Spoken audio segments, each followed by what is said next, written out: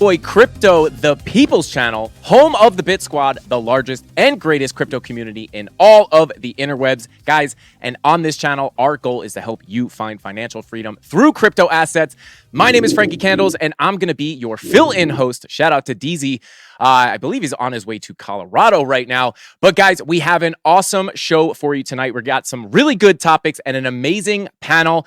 Starting off in the top right, we have the one, the only Cryptostache, who just told us he is the neighborhood Halloween haunted house. Yes, the master, which is awesome. We're gonna have to come visit your stash and check that out. And then right underneath, we have Crypto Keeper, who hosts my favorite TA show. I mean, other than mine, Around the Charts on his Debate Crypto YouTube channel. Awesome show with awesome guests as well. And then moving on to the bottom left, we have Piano Matty B, who sang us a beautiful, beautiful song as he won last time I hosted. It was amazing.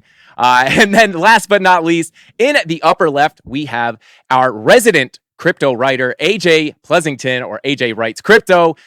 Thank you guys all for joining us, guys. We have a great show for you tonight. We're talking about some really, really good topics. One of them might be talking about, is the Bitcoin bear market almost over? And then we're going to be talking about Elon Musk dealing with some legal problems with the whole Twitter acquisition. And then we're talking about Konami getting into Web3. Super, super interesting show. Super excited to have these guests on. And don't forget, guys, smash that like button if you want to see this Bitcoin pump continue.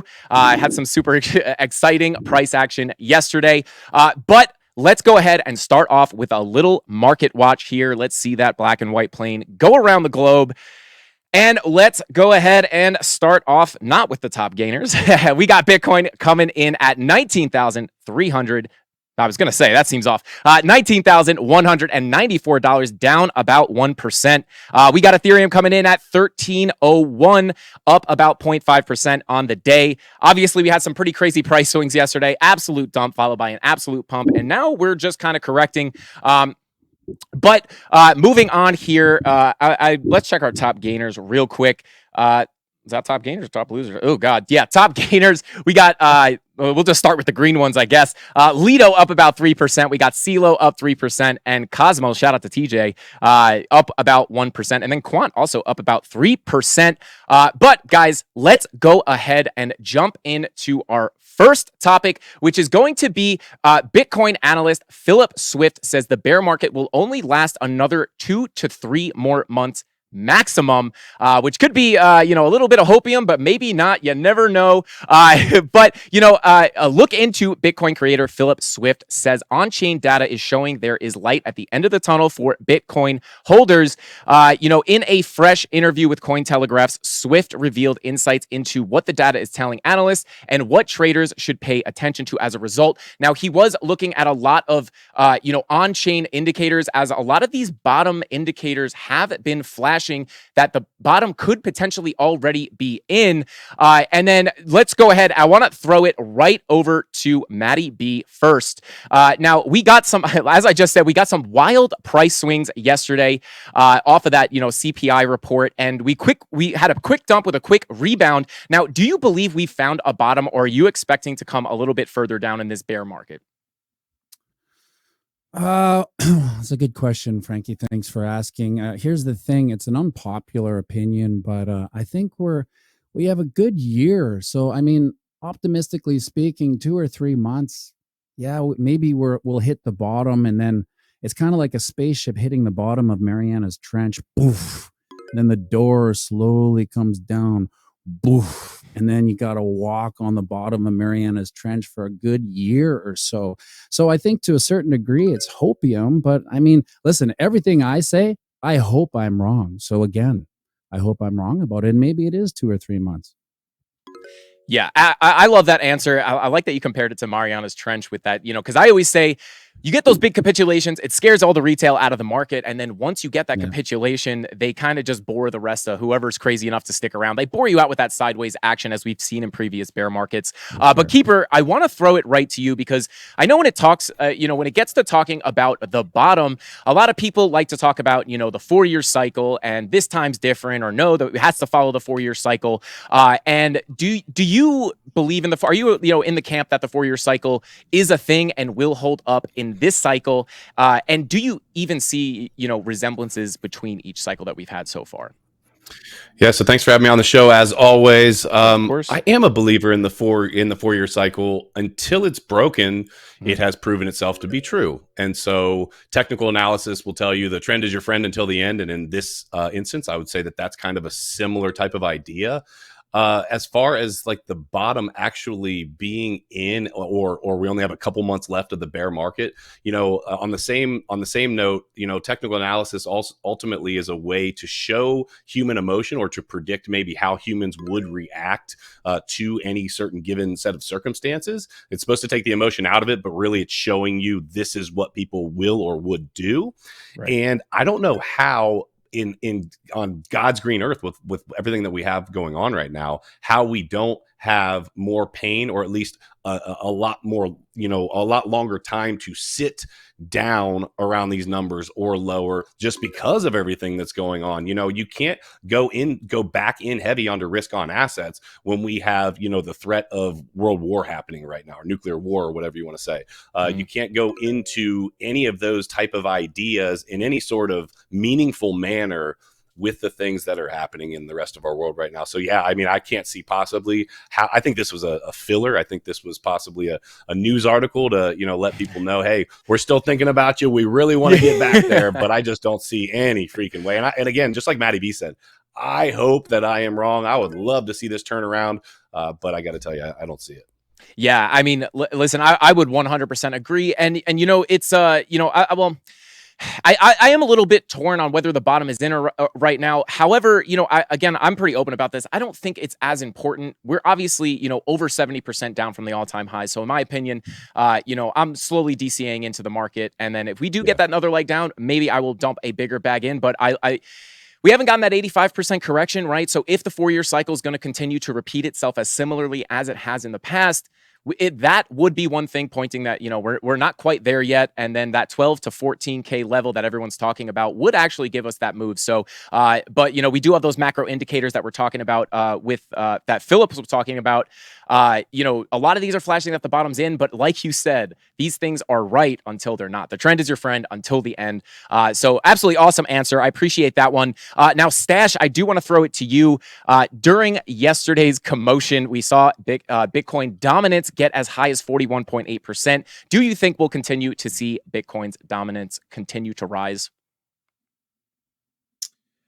I think that, Bitcoin in general is probably going to keep a fairly large slice of our industry forever. I don't think that, we're going to get to a point where, everyone talks about the flippening of Bitcoin use Ethereum. It's not going to happen, guys. I mean, as much as I like ETH2, it's a completely different instrument, but I do not think that it's ever going to get to a point where, it's going to flip Bitcoin, and, Ethereum will be the dominant coin out there, and Bitcoin will play a second fiddle.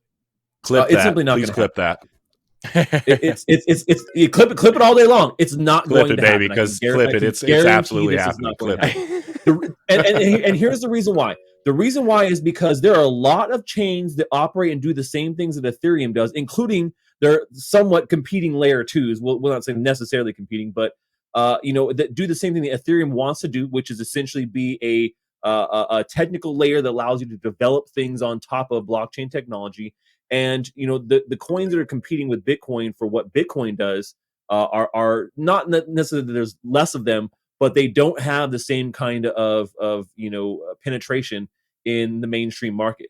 We're not going to see a lot of money being flowing into those things as much as we're seeing with Bitcoin being this stable. Now, when we talk about okay, well, sure, institutions, they'll go and pump bags of some of these other shit coins that are out there, but when you talk about a long-term macro look at what Bitcoin is going to do and how it's going and what role it's going to play in society as we're going through these massive economic changes as we are right now, people are going to look to one thing.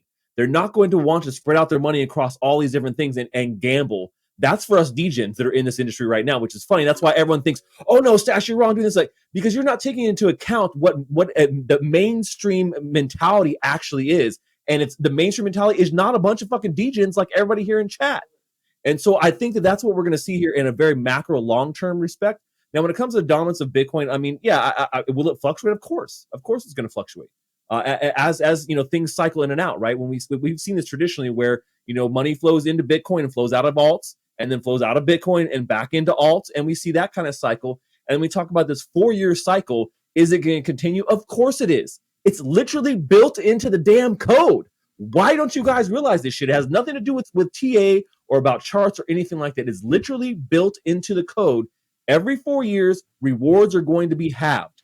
That's all you need to know.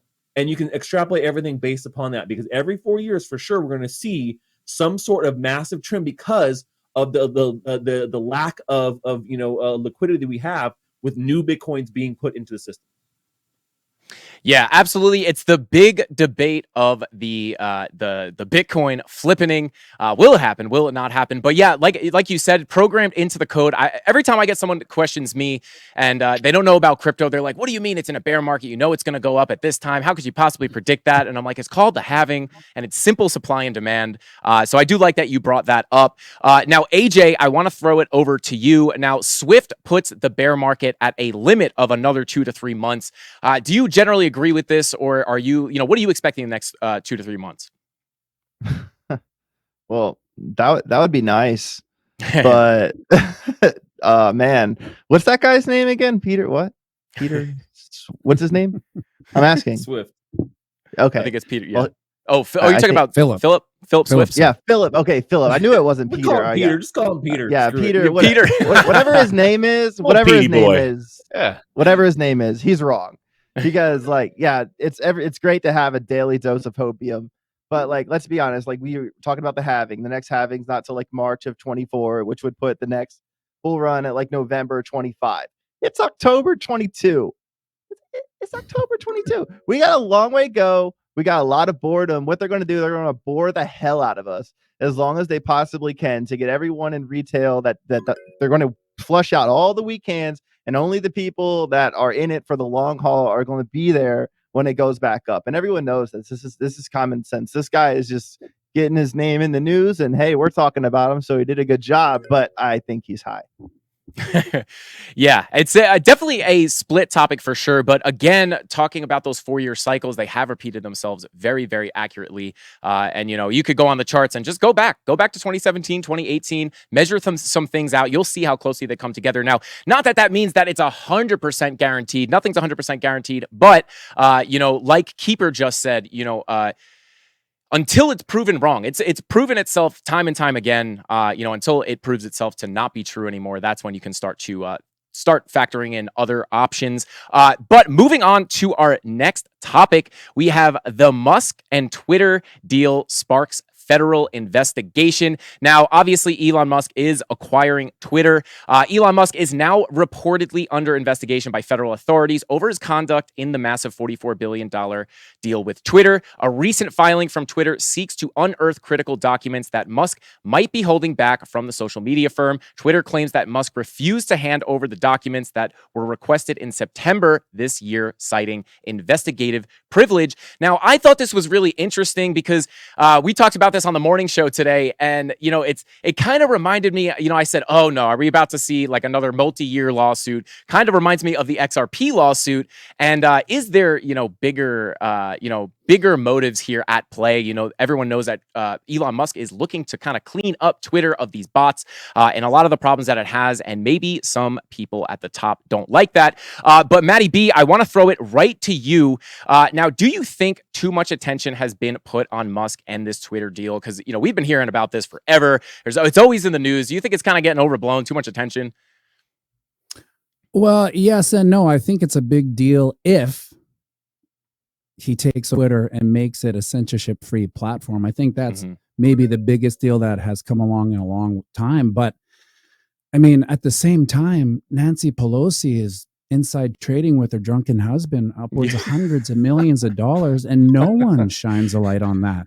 So it's all just this massive smokescreen to get people either against Musk or against Twitter or against censorship-free platform. But at the end of the day, all lights should be shining on Nancy Pelosi, please. I would have to agree with you there. They're worried about Elon Musk. Meanwhile, all that stuff is going on. Pretty interesting. And I also, kind of what you just talked about, going right over to Keeper, kind of bleeds in. Now, what I was talking about before, kind of thinking, maybe some people at the top know that Elon Musk is into decentralization. He wants to clean up Twitter, and they know this. Do you think they are giving him a hard time because they know that he's trying to, he's obviously for crypto and, trying to clean up Twitter and make it, more of a free speech platform? Do you think that's kind of why he's getting this attention and legally? Yes. There is not a doubt in my mind. This is 100%. People joke around and say I should change my name on TikTok to Politics Keeper because I talk a lot of politics, right? But ultimately, it all plays into our financial system, right? That all the decisions that are made in these upper echelon, these elite that they make affects everything down below it. And I think you have somebody as powerful, as wealthy as Elon Musk comes out and says, hey, listen, I'm going to buy one of the most, widely used social media platforms. I'm going to take it private and I'm going to allow people to say whatever they want to say. That has to be absolutely terrifying our authoritarianistic government. We are moving closer and closer towards, I won't even use the word because YouTube might censor us, but starts with a C and ends with communism, right? We're headed closer and closer in that direction. And it's scary, right? And so when you have somebody that's threatening that narrative, when you have somebody that's saying, hey, I'm going to give this back to the people, I'm going to allow the people to be able to speak their minds, to be able to speak something other than the news media wants pushed out there, 1000%, it is a threat. And so also on the other side of it, it's not just the attack on free speech, it's an attack on the financial system as we know it, the legacy financial system, because you have that same person come in that, hey, side note, he has Starlink. So theoretically, if he took this private, he could theoretically take it private, allow people to say anything and everything that they want to say, and give them internet access to it, and there would be nothing that they could do about it theoretically. So on the financial side of things, now take that same equation and put a man in Elon Musk that says, you know what, screw the legacy financial system. I am crypto-centric. I believe in the movement that is crypto. I want to give that back to the people as well. I mean, it absolutely has to be. They have to be shaking in their boots. It's like Andrew Tate on steroids, right? Speaking truth, giving people truth, and talking about and giving the opportunity to take away from the financial system as we know it. Yeah, they are scared, 100%. Yeah, absolutely. And I would have to agree with you there, Keeper, 100%. Now, Stash, I want to throw it right to you. We do have to move on to our next topic shortly here. However, Musk has also, obviously we just spoke about this, shown interest in making Twitter a free speech platform. Now, do you think even if this deal goes through and he winds up acquiring Twitter, do you think this is even something that's possible if the deal does go through? No.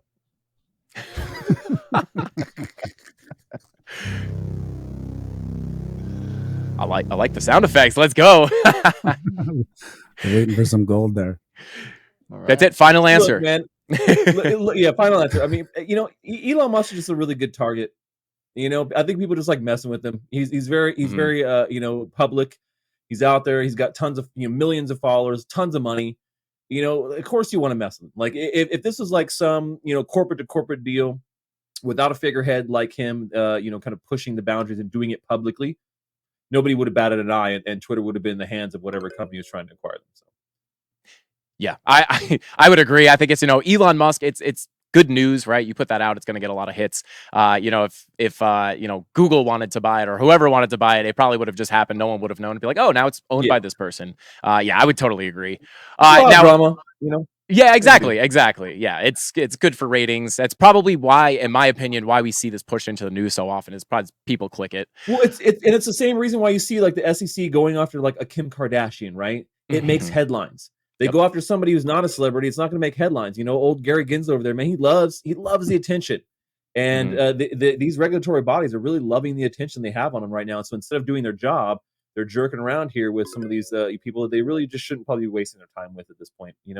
Maybe make some actual regulations that make sense, or some sweeping change to existing regulations to help the common man, versus worrying about multi-billionaires that, like, who cares? Like, you got all the money in the world. Like, really, what does it matter? Like, slap him on the wrist. Who cares? Like, he doesn't care. Yeah. So, oh no, you find Kim Kardashian, however much money, it doesn't matter.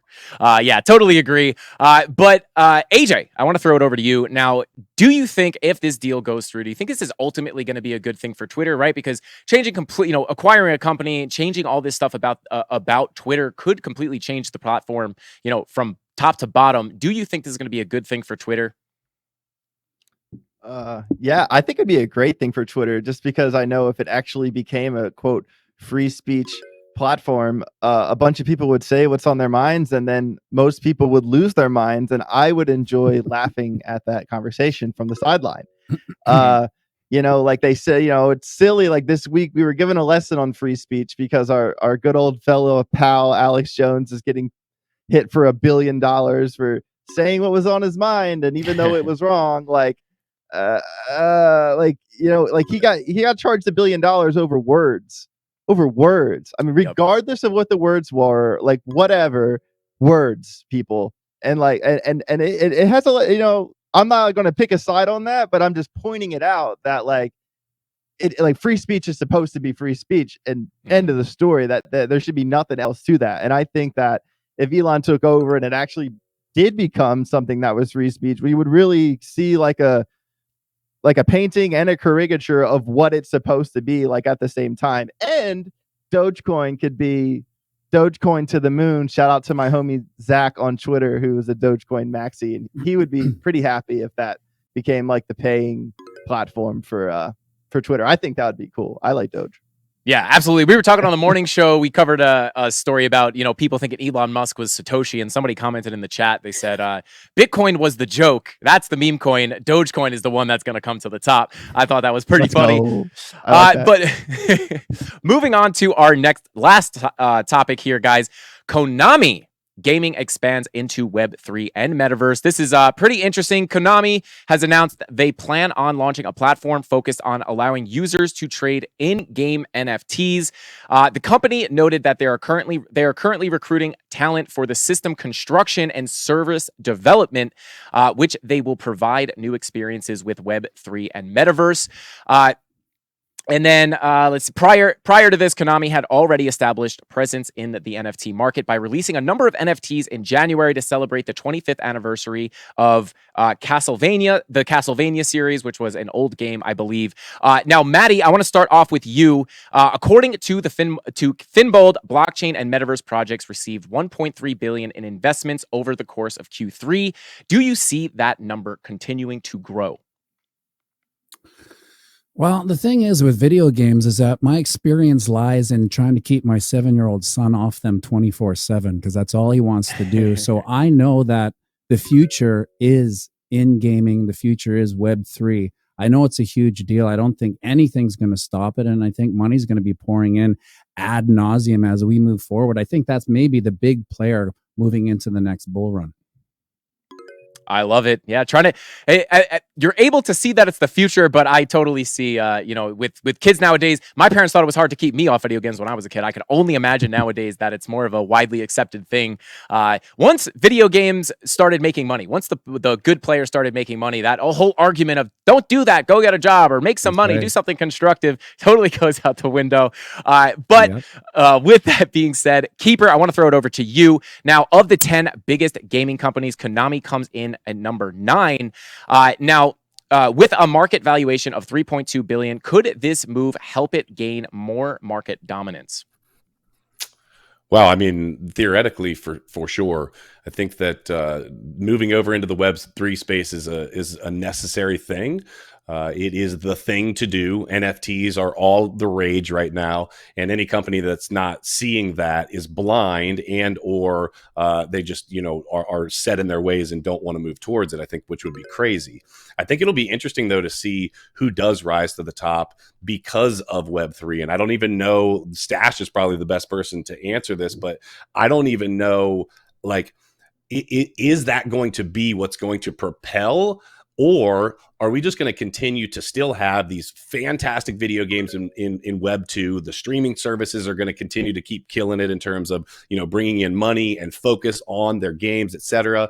I think that for the everyday person, for you and I think Web 3 is absolutely a beautiful thing for gaming. And I think that for the the average, the layman, right? It's pretty cool to be able to make some money on a video game. It's cool to be able to have an asset and be able to possibly transfer it from one game to another or a platform onto an actual game. But I have no idea how long it's going to be before they're actually able to create a true AAA game in which you can take NFTs, insert them into the game, and actually be able to use it the way that people project that you're going to be able to use it. I don't know. I guess we'll find out. Maybe Stash will tell us when it kicks over to him.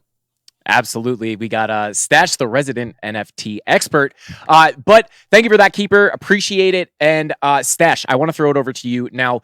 With do you think with legacy gaming companies like Konami, do you think them getting into the crypto and Web3 space, do you think this could kind of breathe new life into older classic game titles? Because they were releasing those NFTs that we just spoke about over the Castlevania 25th anniversary. Do you think it's going to kind of breathe new life into those older titles? Maybe a James Bond or 007 GoldenEye revamp or something? Let's go. GoldenEye NFTs, man. I mean, they're going to look like shit, but that'll be pretty cool. Like, I don't know if you guys remember the graphics quality on that game. Yo, my God. It doesn't matter. The good thing about that, man, is I still play that game on the original. You know what I'm saying? Like, it's still a lot of fun. I think that in general, the retro gaming scene is huge. If you guys don't know how big the retro gaming scene is, it is massive, guys. I'm a big fan of retro games.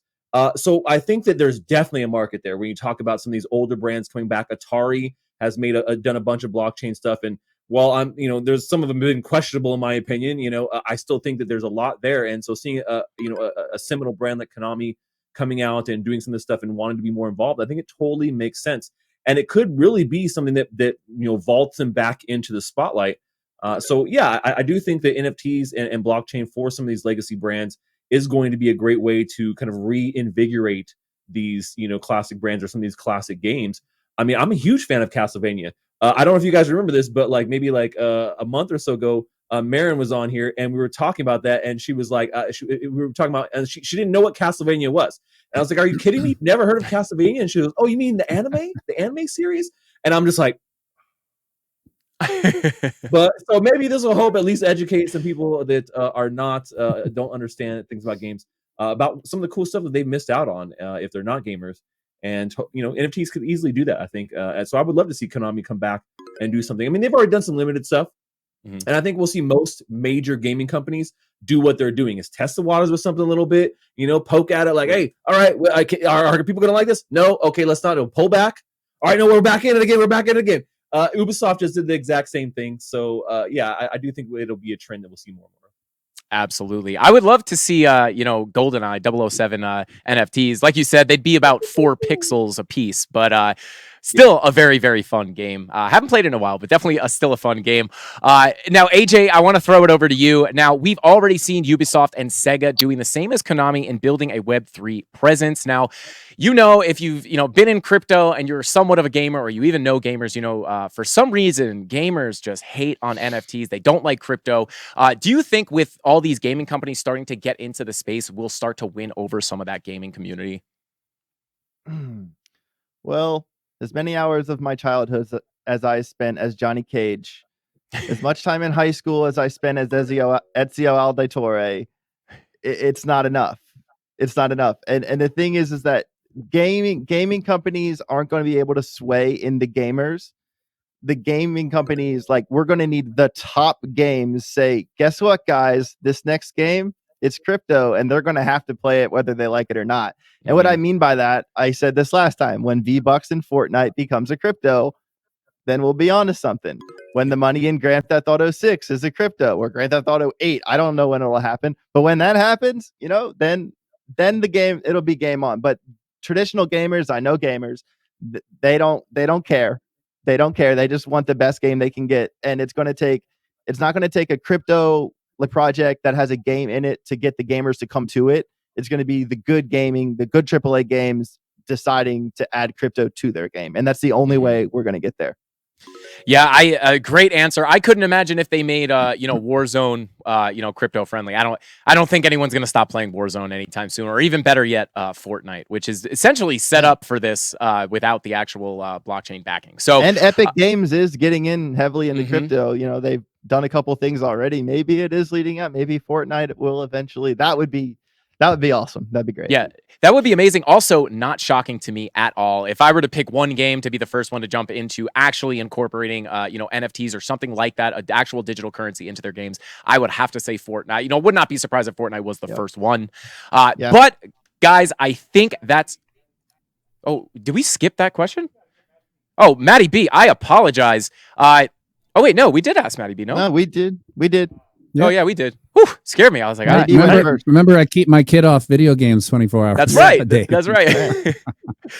But guys, that is all the time we have for tonight's show, and we did not forget Matty B. But who is our winner tonight? We've got Stash. Stash is our winner. Take it away. You have the stage. Tell the people what they need to hear. Well, I will say that happy Halloween to everybody, because I won't be here for the next 2 weeks. I love Halloween, and go make sure you guys go check out my Twitter, because I do a massive custom installation at my house where I make all these cool decorations ourselves. We make props, things that move, and I really enjoy doing it. So make sure you guys go look on my Twitter for that and follow me so you can watch my journey of building all that stuff, and then the video when I post it up here after Halloween. So happy Halloween, guys. Stay safe out there. All right. I'm actually interested. I'm definitely going to check that out. I love those Halloween setups at the front of the house. But guys, with all that being said, that's all the time we got for tonight. Like I said, my name is Frankie Candles, and I will be going live right now, or at about 6:15. I just got to run over to that studio, going live, doing 2 hours of TA. If you guys want to get some insights into the market, smash that like button on your way out. Thank you to all our guests. Follow their YouTube channels. Link in the description down below. That's all we got. Frankie Candles out.